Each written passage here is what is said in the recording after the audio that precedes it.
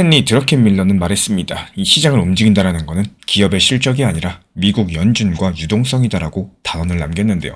오늘 고용지표가 예상을 뛰어넘는 그야말로 서프라이즈를 기록했죠. 그렇다면 시장은 당연히 바닥치고 당연히 급등을 해줘야 되는데 이렇게 시장이 환호하는 대신에 차가운 침묵을 선택한 이유가 바로 여기에 있습니다. 이 눈에 보이는 숫자는 경제가 튼튼하다라고 외치지만요. 스마트머니는 그 화려한 숫자 뒤에 감춰진 질 나쁜 고용과 엇갈리는 이런 유동성의 파도들을 이미 감지했기 때문인데요. 현재 미국 연준은 수도꼭지를 틀려고 하고 오히려 반대로 일본은 잠그려고 하는 이런 모순적인 순간에서 이 당장 눈앞의 데이터는 착시일 뿐입니다. 숫자의 껍데기에 속아서 일희일비하실 때가 아니라는 거고 지금 우리가 냉정하게 보셔야 될 거는 흔들리는 차트 패턴이 아니라 이 시장의 바닥들을 진짜로 움직이고 있는 저 거대한 유동성의 설계도겠죠. 이번에 발표된 고용 숫자는 예상치를 웃돌았는데요. 시장은 오히려 더 예민해졌습니다. 이게 오늘의 핵심적인 모순입니다. 숫자만 보면 11월달 비농업 고용이 64,000명 늘어났고 예상치보다 더 많았다는 이야기입니다. 근데 오히려 실업률 같은 경우는 4.6%로 올라와 있습니다. 그리고 여기서 더 중요한 장면, 이 비자발적인 파트타임이 크게 늘어났다는 점입니다. 이 세 가지가 같이 나오게 되면은 이건 단순한 호재가 아니에요. 이 정책과 유동성의 방향을 다시 세팅하는 신호라는 거고 많은 분들께서 이런 생각을 하십니다. 고용이 좋으면 달러가 강해지고 금리 인하가 멀어지고 비트코인은 눌리는 건 아닌가 이런 생각들이요. 그리고 이런 논리들은 틀리지가 않습니다. 여기서의 문제는 오늘 숫자가 고용이 강력하다로 깔끔하게 읽히지 않는다는 점인데요. 고용 증가폭 자체가 크지가 않고 또 실업률이 올라갔고 사람들의 일자리 질이 나빠지는 신호까지 같이 나왔기 때문입니다. 그래서 이런 시장을 한 단어로 정리하자면 말 그대로 불확실성이라는 거예요. 그리고 여기서 오늘의 진짜 배경, 이 많은 뉴스가 건너뛰는 배경이 있습니다. 이번 고용보고서에서는 미국 정부 셧다운이라는 꼬리표가 달려있었죠. 10월달 가계조사 데이터는요, 아예 수집조차 되지도 않았고 11월달 가계조사 응답률도 낮았다라고 공식적으로 적혀 있습니다. 숫자가 최신이라는 사실, 그리고 숫자의 오차가 커졌다는 사실이 동시에 성립하는 상황인 거고 이런 상황에서 시장은 숫자 하나에 베팅하지 않습니다. 이 중앙은행의 행동에 대해서 베팅한다라는 거. 그래서 시장의 시선은 바로 미국 연준으로 넘어가겠죠. 연준은 지난주에 기준금리를 3.5%에서 3.75% 구간으로 내렸습니다. 여기까지는 많은 분들께서 이미 알고 있는 장면인데 여기서 성명문을 자세히 보면은 이 금리 문장만 있는 게 아닙니다. 준비금이 충분한 수준으로 유지되도록 이 단기 국채를 필요시에 매입할 수 있다. 관련 문장이 들어있는 상황이고 이게 오늘 영상에서 가장 중요한 문장입니다. 왜냐하면 금융시장은 금리보다 유동성에 더 빨리 반응하기 때문인데요. 이 유동성에 대해서 아주 쉽게 비유를 드리자면은 수도관의 물과도 같아요. 금리는 수도꼭지 손잡이겠죠. 이 손잡이를 조금 돌리는 것도 중요하겠지만 수도관에 물이 부족하면은 아무리 손잡이를 돌려도 물이 잘 나오질 않습니다. 연준이 단기 국채 매입을 바라는 것은 수도관을 막지 않겠다는 말로 읽힙니다. 그래서 같은 금리 인하라고 할지라도 이런 문장이 붙으면 위험 자산은 숨을 쉬게 됩니다. 비트코인이 바로 그런 자산이라는 거예요. 그리고 여기에 동시에 반대 방향에서 수도관을 조이는 힘이 있습니다. 바로 일본이죠. 일본은행은 이번 주에 12월 18일부터 19일까지 회의를 합니다. 내일부터 시작이 될 텐데 이 시장에서는 금리 인상 관측이 있습니다. 일본 금리가 올라가고 엔화가 강해지면요. 전 세계에 퍼져있던 엔화로 싸게 빌려서 이 달러 자산을 사는 구조가 흔들리게 된다는 거. 이런 구조가 흔들릴 때 가장 먼저 나타나는 현상은 딱 한 가지. 레버리지가 줄어들게 됩니다. 주식시장도 흔들리고 비트코인도 같이 흔들릴 수가 있겠죠. 여기서 많은 분들께서 두 번째 모순을 느끼십니다. 이 미국 연준이 완화로 간다라고 했을 때 비트코인이 올라야 되는 거 아닌가 이런 느낌들, 일본이 긴축으로 가면은 비트코인이 내려야 되는 거 아닌가 이런 느낌들이겠습니다. 정답은 맞습니다.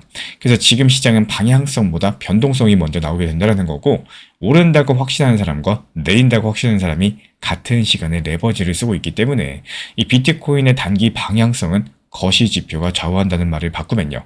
비트코인의 단기 방향은 거시지표 그 자체가 아니라 그 지표가 금리 기대감이랑 달러 유동성을 어떻게 바꾸느냐에 의해서 좌우가 될 겁니다. 그리고 파생시장 구조가 이거를 더 거칠게 만듭니다. 이 현물 주도 상승은 미결제 약정이 줄어들거나 크게 늘지 않는 상태에서 천천히 올라가게 되는데요. 반대로 파생 주도 상승은 이 미결제 약정과 펀딩이 같이 올라가면서 동시에 올라가게 된다라는 거. 이때 이벤트가 나오면 방향이 맞아도 흔들리고요. 방향이 틀리면 더 크게 흔들리겠죠. 오늘 코멘트에서 말씀드린 이 가격 하락 국면에서 미결제 약정 그리고 펀딩이 동반 상승한다는 표현 자체가 바로 이런 취약한 구간을 뜻하고 있습니다. 그래서 지금 우리 구독자분들께서 가지셔야 될 관점들은 단순합니다. 이 차트보다 먼저 유동성의 바람이 어디서 불고 있는지 보는 관점이에요. 현재 연준은 금리뿐만 아니라 이 수도관도 바라봐요. 일본은 엔화 자금 비용을 다시 세팅하려고 합니다. 이 둘이 부딪히는 주간에서는 이 방향성 예측보다 포지션 관리가 더 중요하겠죠. 현재 비트코인은 약 87,000달러대고 XRP는 약 1.9달러대입니다. 여기서 가격을 맞추자는 이야기가 아니에요. 이 가격대에서 포지션이 한쪽으로 몰리게 된다면은 설령 호재가 나온다라고 할지라도 시장은 먼저 사람들을 털고 갑니다. 반대로 모두가 겁을 먹고 레버리지가 빠진 상태라면은 작은 완화 신호에도 가격이 훨씬 더 쉽게 올라갈 수밖에 없겠죠. 올해 9월달에 미국 SEC가 현물 크립토 ETP 상장 기준을 간소화하는 방향으로 움직였습니다. 그리고 그 통로 위로 실제 상품들이 올라오기 시작을 했습니다. 11월 24일에는 GXRP가 상장됐고 12월 11일에는 21시어즈의 TOXR이 CBOE에서 거래를 시작했습니다. 이게 단순하게 좋다 나쁘다가 아니라요. 시장 자금이 들어오는 방식이 바뀌는 구조라는 거예요. 이 통로는 ETF만이 아닙니다. 스테이블코인이랑 은행 인프라도 같이 움직여주고 있어요. 게다가 최근에 OCC가 리플 등을 국가신탁은행 형태로 조건부 승인했다는 보도까지도 나왔죠. 결국 현재 미국 규제기관이 크립토를 밖에서 단속만 하는 단계가 아니라 안으로 들여와가지고 규칙을 붙이는 이런 단계로 넘어가고 있다는 반증이겠습니다. 그리고 오늘 리플의 공식 인사이트는 RLUSD를 멀티체인으로 확장하는 이런 방향성을 이야기하고 있습니다. 이 장면이 왜 중요하냐? 앞으로의 결제는 어떤 코인이 더 좋은가 보다도요. 토큰화된 달러가 어디로 흘러가고 그 달러를 누가 규제된 방식으로 다룰 수 있는가, 여기에서 경쟁이 바뀌기 때문입니다. 리플 XRP는 그 경쟁의 한가운데에 서 있다는 거고, 이때 중요한 거는 단기 가격이 아니라 어떤 통로가 더 넓어지는지 여부예요. 오늘 이슈의 핵심은 고용 숫자 하나가 아니라요. 이 유동성 자체가 바뀌는 순간에 보고 있다는 거.